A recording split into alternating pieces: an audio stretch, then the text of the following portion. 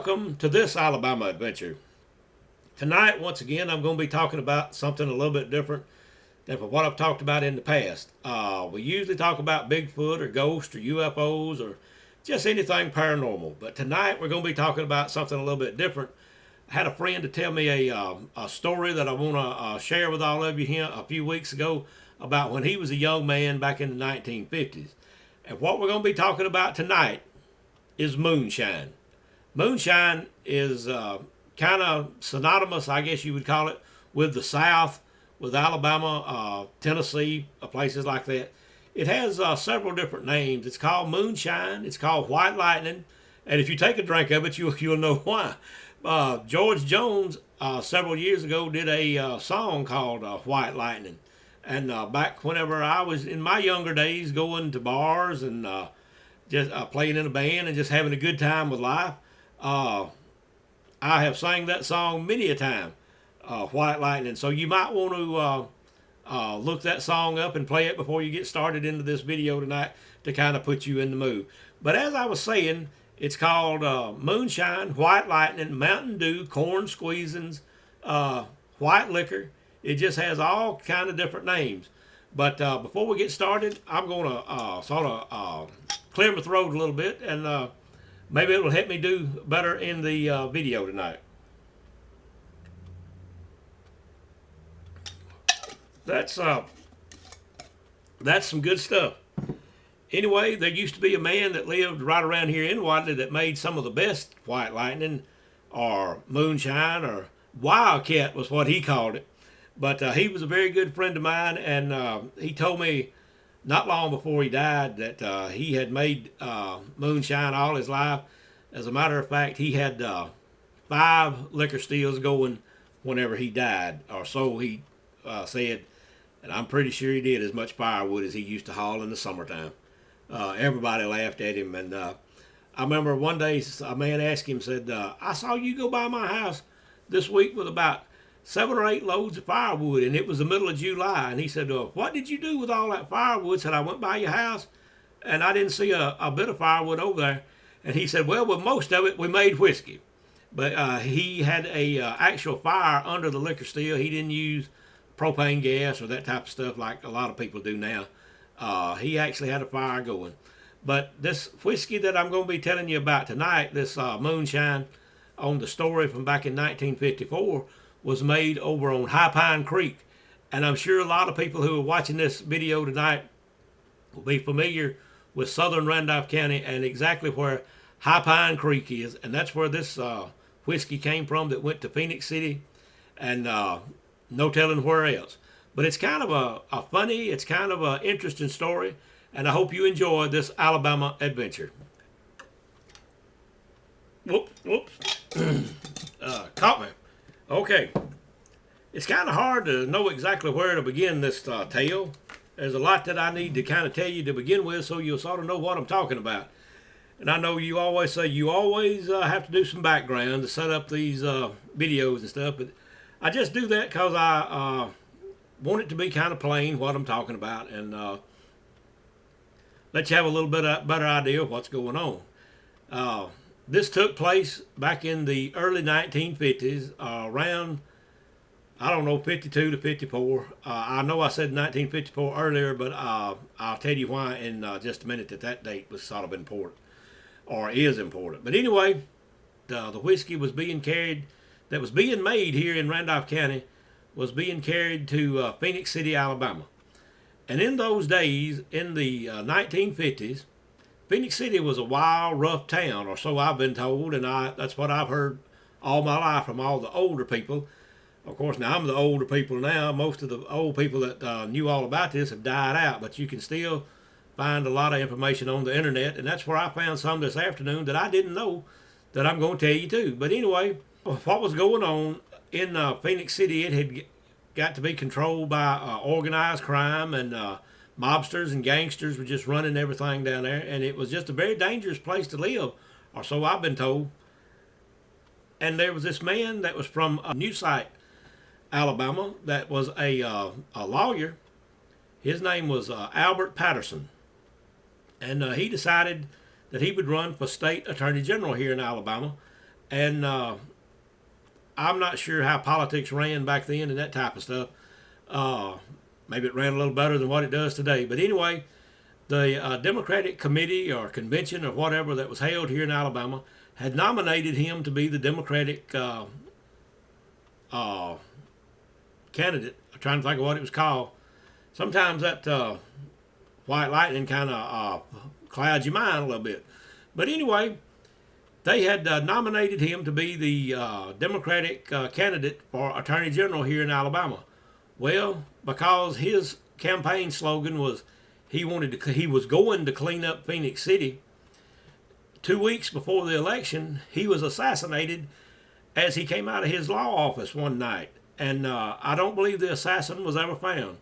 But anyway, I did find out this afternoon on the internet, and I want to pass that along to you.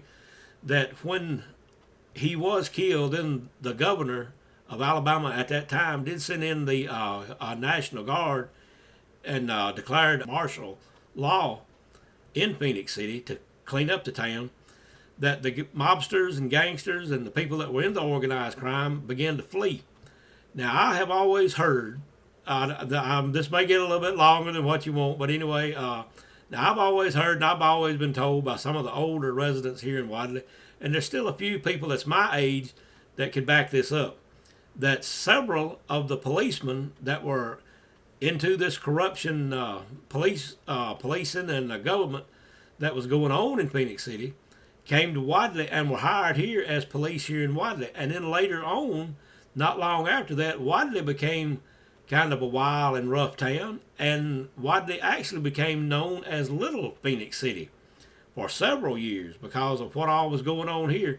But I don't think it's as bad now, or if it is, we're keeping it quiet. But anyway, not only did some of them come here, or so I've been told. I know you've seen the movie Walking Tall about Buford Pusser, that was a sheriff up there, and how these people in organized crime that were just like taking over the county up there killed him. So so I was told that when they left Phenix City, that a lot of them moved to McNairy County in Tennessee, and that's where Buford Pusser wound up being killed in a car wreck up there. For pretty much the same thing, corruption and that type of stuff, mobsters and gangsters and all that type of stuff is going on up there.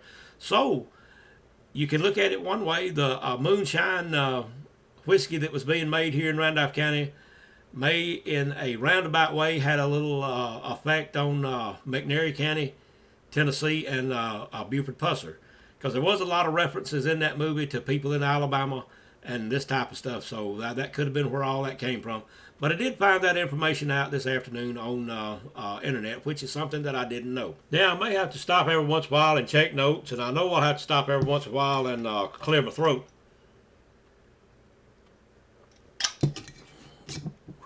Anyway, what I'm gonna start now is the story that this man told me that he was involved in with hauling moonshine whiskey to Phenix City, Alabama, and I am sure that you know or you have heard of Junior Johnson in NASCAR racing. He was a driver at one time, and later on he was a car owner. I'll get back to him in just a minute, but I want you to kind of keep that in mind. What this man did, there was two men that actually drove the car to Phenix City. There was other people who made the whiskey, but they had two drivers. One would drive like one night, and then when the next load needed to be carried, they had another driver. And in case something came up and one driver couldn't make it and they had to get a load down there, they always had a backup driver. Well, I know you have seen the Dukes of Hazzard, so that's what I'm just going to reference. As the man that told me this story was Bo, and you can see a picture of Luke and Bo right here. So the man that told me this story, we'll just call him Bo. And the other man that was a replacement driver, we'll call him Luke. So this is what happened. They had this, I believe it was a 1951 Ford Coupe was what it was called back then.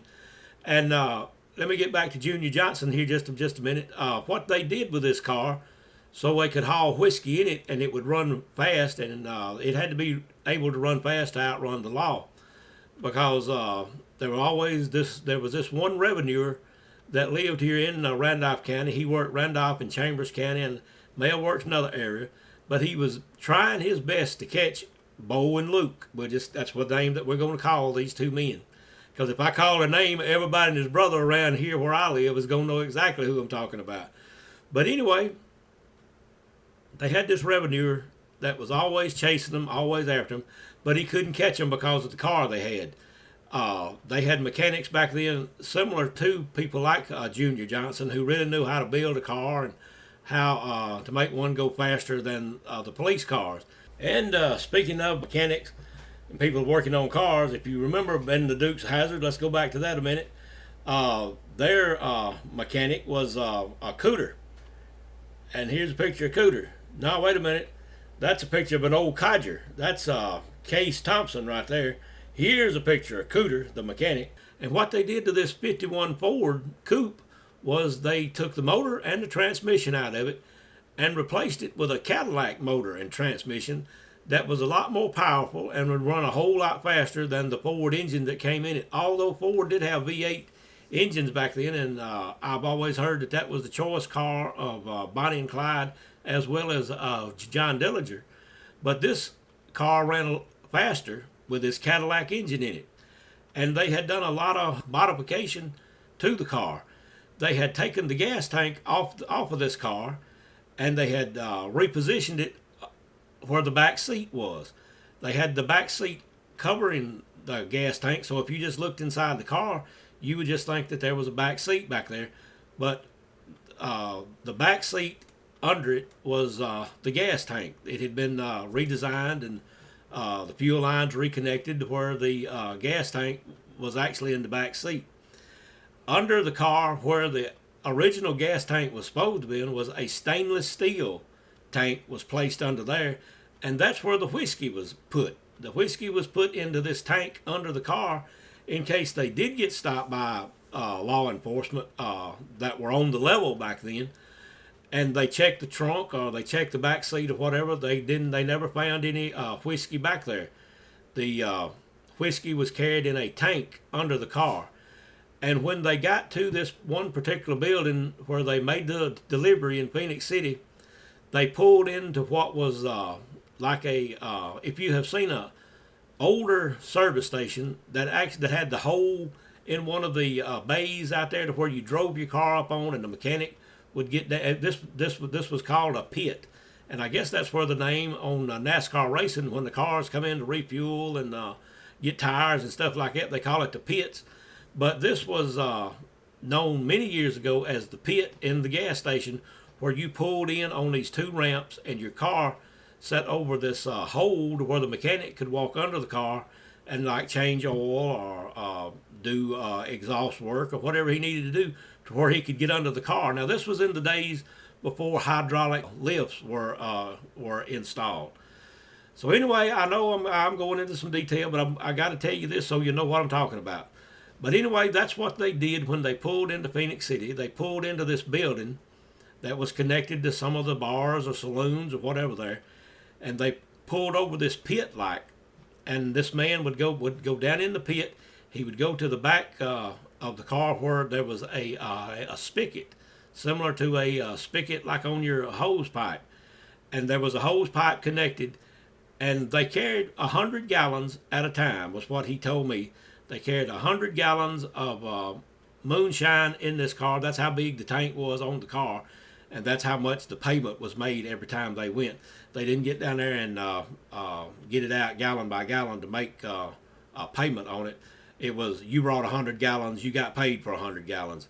No questions asked. It had to be done quick, as fast as they could, to get you back out of there and on the road in case somebody was watching that car or looking for it and might accidentally see where it go.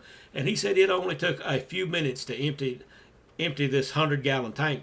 They had 55-gallon drums down in the pit, and this is where the down in the pit, I should say, and a hose pipe was connected to the spigot. It ran into the 55-gallon drum. As soon as it was filled up, It was moved over to the other drum. In the meantime, there was 5-gallon gas cans. The old metal 5-gallon gas cans were in there, and the driver and somebody else, that was their job while this moonshine was being emptied at this particular place. Their job was to get into the back seat and fill the gas tank back up so they could make the run back. I'm not sure how far it is from Phenix City to Wiley. I'm going to say around 100 miles. But anyway, as fast as a car had to run in this type of motor, I'm sure it didn't get very good gas mileage. But that was their job, to get in the back seat and fill the gas tank up. So that's what was going on. He also said there was other modifications done to the car, like there was a toggle switch on the dash next to the instrument panel that you could flip on or off to turn your tail lights on or off. That way, hopefully, somebody following you couldn't see you, or your tag light. A little toggle switch there controlled the rear lights, tail lights on and off. He also said in the passenger side of the front seat was a panel that could be quickly opened, had snaps on it that actually held it in place. But the back of the passenger seat could be opened quickly to access a weapon. He said there was a little rack in there where usually a pistol hung, and other ammunition was stored there in case they got in a bind, I guess you could call it. But anyway, what happened one night, let's just, as I said, the man that I'm calling Bo was the normal driver. And Bo told me that in the 1950s, whenever he first started driving for this, that he carried 100 gallons on his run, not every night, but on the nights that the whiskey had came off, they call it, or poured off, whatever it's called now. I can't remember exactly. But he said he was paid $100 a run. Now that was a lot of money back then. You just take minimum wage, probably wasn't even $1 an hour back then.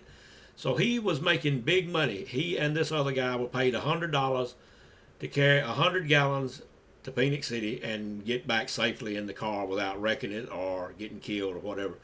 But anyway, one night, Bo had a girlfriend, or it could have been his wife. And I hear my throat kind of rattling up again, so let me fix that.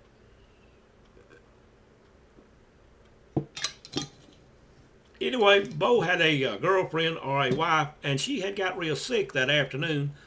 So he went over to where he was supposed to go that night, and told him that he wasn't going to be able to go, that it was either his wife or his girlfriend. I forgot. It's both the same person. He married his girlfriend about this time, so he didn't have a wife and a girlfriend. It was one or the other, is what I'm trying to say. But anyway, he went over there and told him that he wasn't going to be able to make the run tonight. They would have to get Luke to do the run tonight. And they said fine, that would be okay. But anyway, this revenuer that I was telling you about, who was bad on their tail and was doing all he could to catch them, knew that this was the night that Bo was supposed to make a run. He had some inside sources, I guess, or somebody, because he usually knew for some reason whenever Bo was going to make his run, and this was who he wanted most. He was really after him, because Bo was the one that usually drove the car. And Bo was supposed to be driving this night.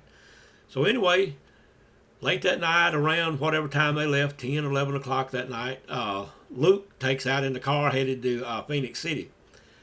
And I'm not sure if it was on the way down there or if it was on the way back. This revenuer caught up with him or pulled out behind him somewhere down in Chambers County, the top part of Lee County, and began chasing him. Of course, he turned on his blue lights and siren, and Luke may not have been as good a driver as Bo was. I'm not sure. But anyway, the revenuer stayed on his tail for a pretty good ways.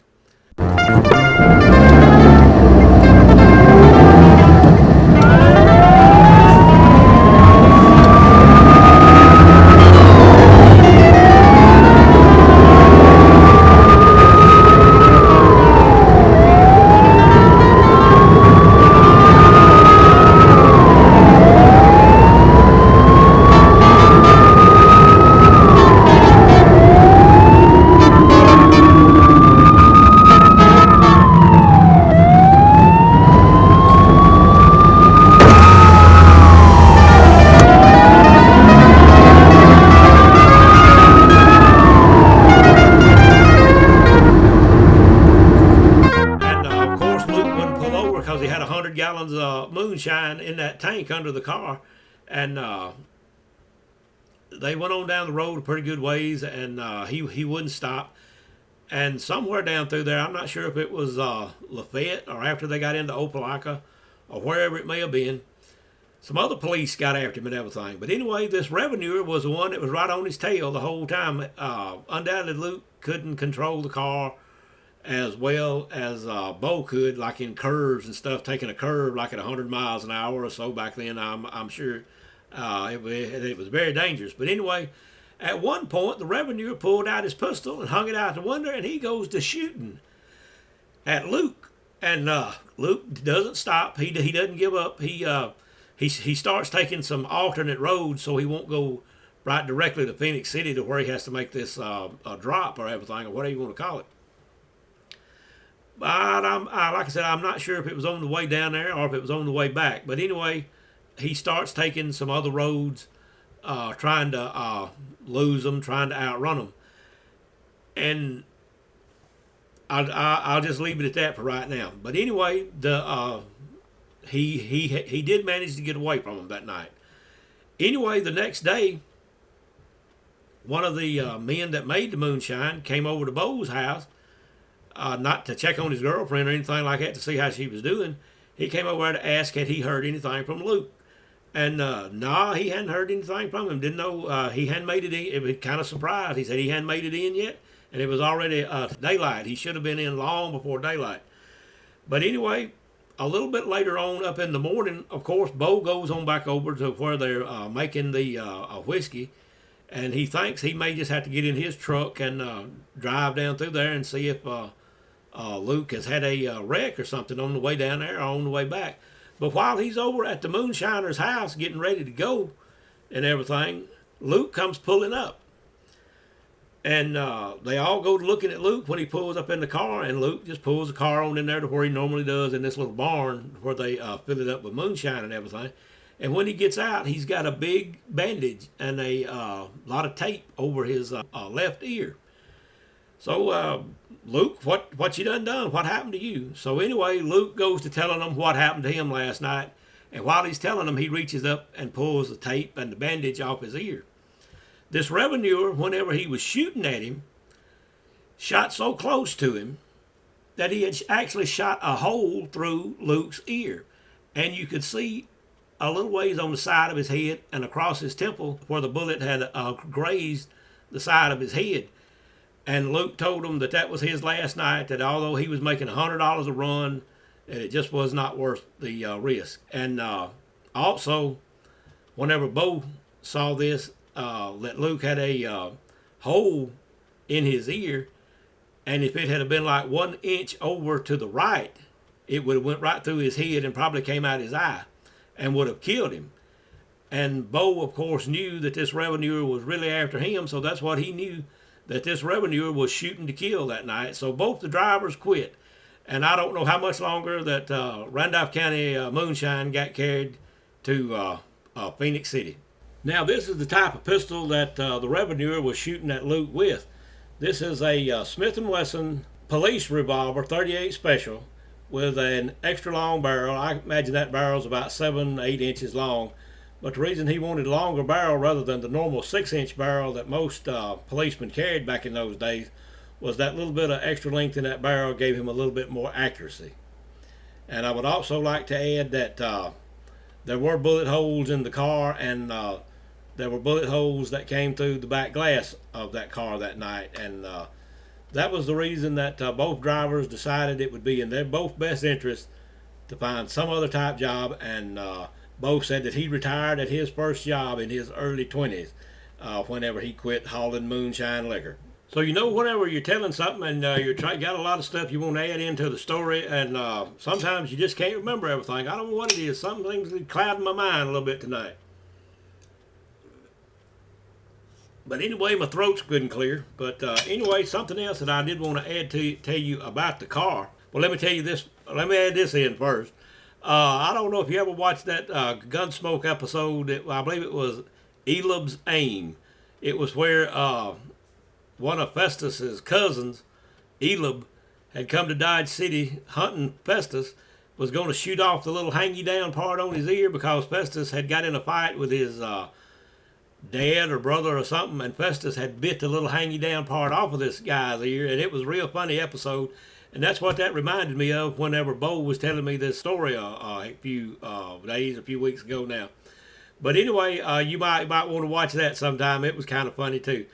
But anyway, something else that I want to tell you about this car was, like I said, it was the car, I guess, was kind of weighted down like a police car would be, so it would hold curves, say at 100 miles an hour or so. Bo told me that there was 100 gallons of moonshine back there, plus about 20 to 22 gallons of gas in there. And that would weigh about 8 pounds apiece, or maybe gas weighs a little bit more than water. But anyway, it would weigh. But anyway, the way that we figured it up, the gas and the moonshine would weigh somewhere around 1,000 extra pounds that this car would weigh. Okay, he said whenever they got to Phenix City, I left this part out for some reason. I don't know why, I can't remember everything tonight. But anyway, for some reason I left that part out. But I'll add it in now. Whenever they did get to Phenix City, that while the moonshine was being drained from the tank and they were filling up the gas tank, that there was 2 other men under the car that actually weighted the car back down with railroad rails. He said they had railroad rails cut to fit where they would just bolt on to the bottom of the car, so whenever they were driving this car that it wouldn't go like from one weight to 1,000 pounds lighter, because that could very easily cause a wreck. And if you've ever noticed in NASCAR racing and that type of stuff, they say that those cars weigh, I believe, 3,800 pounds, which is a whole lot more than an average car on the road. And if you've been used to driving a car that's that weight at the speeds that they drive and at the speeds Bo and Luke drove this 51 Ford, you certainly needed that weight back on there coming back home. And that's what he said they did. He said when they pulled over this pit, while the tank was emptying, that railroad rails were bolted back under the car that would put the car back to about another 1,000 pounds. So it was just a real interesting little story that he told me, and I hope that you have enjoyed this Alabama adventure, and I hope that you've learned a little something from it. Anyway, about all the history and the moonshine going to Phenix City and possibly up to McNairy County, Tennessee. Now, it's right here where earlier I mentioned 1954 as being an important date, and it was in 1954 when Albert Patterson was gunned down on the streets of Phenix City. And the autopsy that was done on his body revealed several interesting facts.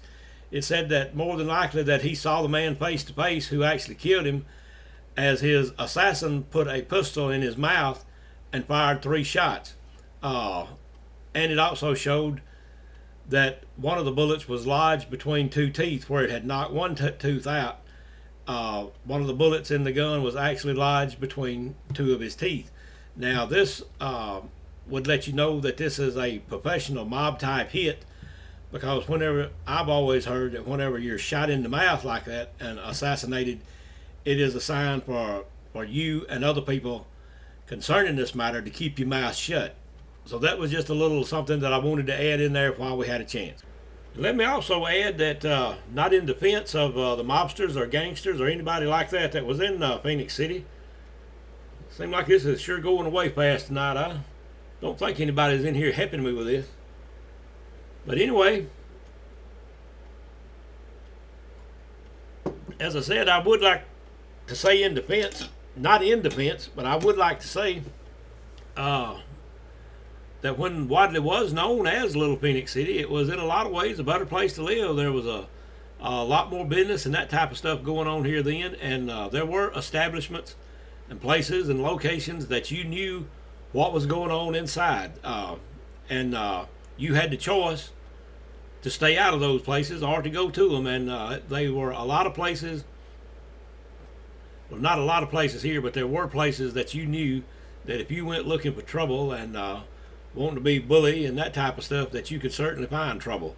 There was a black man that I worked with at a meat processing company in Roanoke for several years, and he knew a lot about Wadley when it was called Little Phenix City, and he told me a lot of stories and things that went on over here.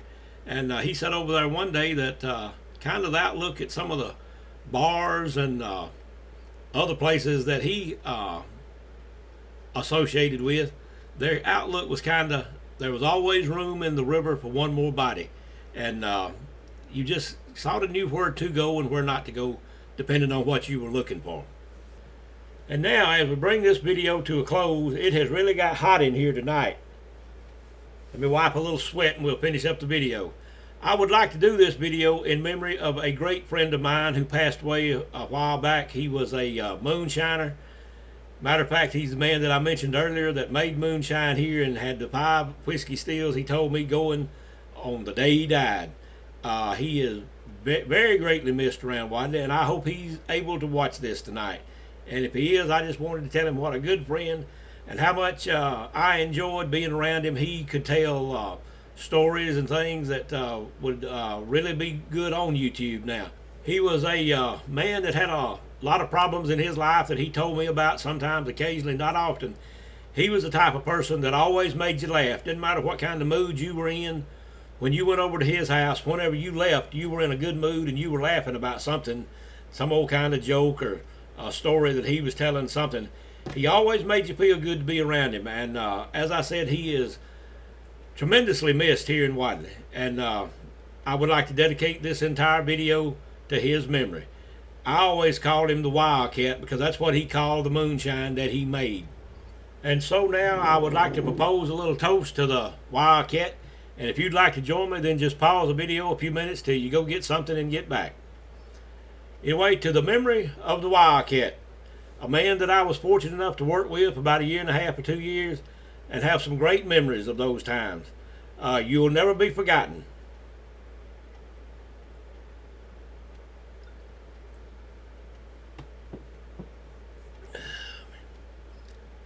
But anyway, as I always do, I'd like to say hello to my granddaughter Madison. I would like to tell you that the Alabama Bigfoot Society is run completely out of pocket. And if you can, and if you would like to make a donation, it would be very much appreciated. All you have to do is go on our website, alabamabigfootsociety.com, and you'll find a place there on the front page to where you can make that donation.